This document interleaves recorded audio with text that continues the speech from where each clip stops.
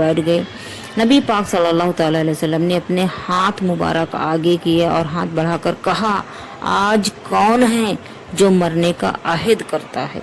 ये सुनकर सब मुसलमानों ने हुजूर नबी करीम सल्लल्लाहु अलैहि वसल्लम के हाथ पर हाथ रखकर मरने का अहद किया।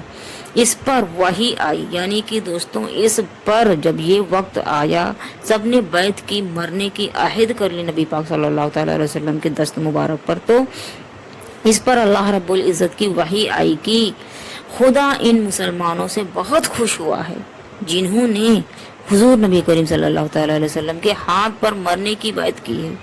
ये बैत अल्लाह की रज़ा हासिल करने के लिए की गई है, इसलिए इसे बैते रिजवान भी कहते हैं।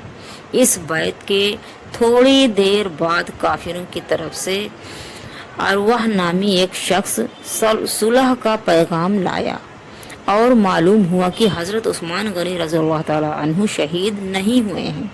हुजूर नबी करीम सल्लल्लाहु अलैहि वसल्लम ने सुलह मंजूर कर ली और सुलह की शर्तें दरियाफ्त की। नबी पाक सल्लल्लाहु अलैहि वसल्लम ने शर्तें बहुत सख्त थीं। मुसलमानों ने जब ये शर्तें सुनी तो उनको सख्त गुस्सा भी आया और गुस्से में मुसलमान आगे आए, मगर हुजूर सल्लल्लाहु अलैहि वसल्लम ने उनकी शर्तें यानी कि काफिरों की शर्तों को कबूल फरमा लिया आपने।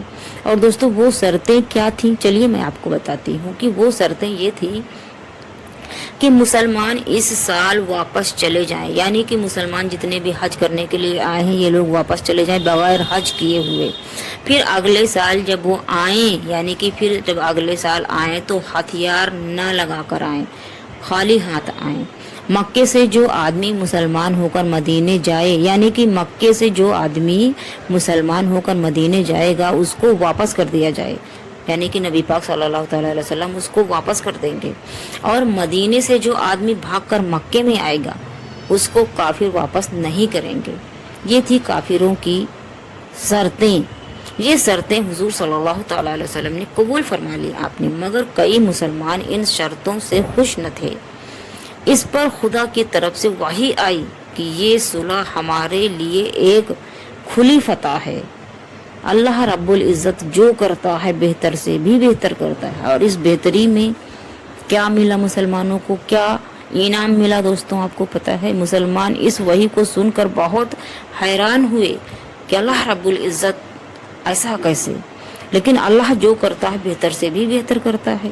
इसके बाद ये हुआ कि कुछ अरसे के लिए अमन व अमान कायम हो गया, यानी कि झगड़ा बंद हो गया और काफिर मुसलमानों से मिलने जुलने भी लगे और इस तरह उनको इस्लाम की बातें भी मालूम करने के लिए बहुत से मौके मिले।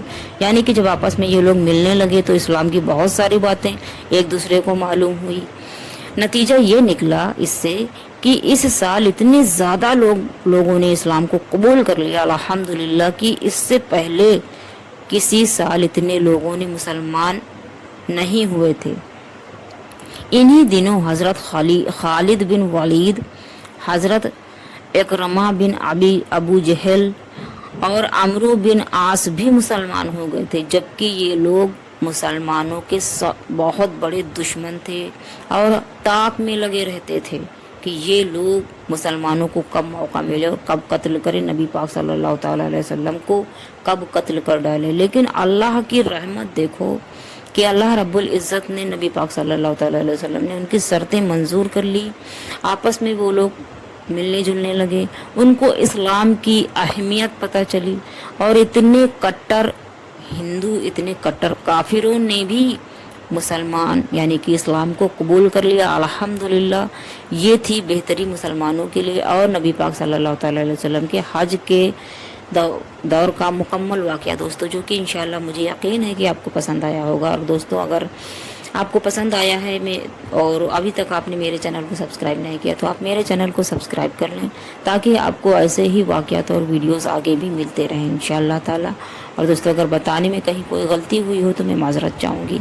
और अगर आप इस्लाम से रिलेटिव या तो इस वीडियो के रिलेटिव कोई भी सवाल करना चाहते हैं, कोई भी सवाल आपके जहन में, तो आप कमेंट्स बॉक्स में पूछें, इंशाअल्लाह आपको जवाब मैं ज़रूर दूँगी। अल्लाह हाफिज़।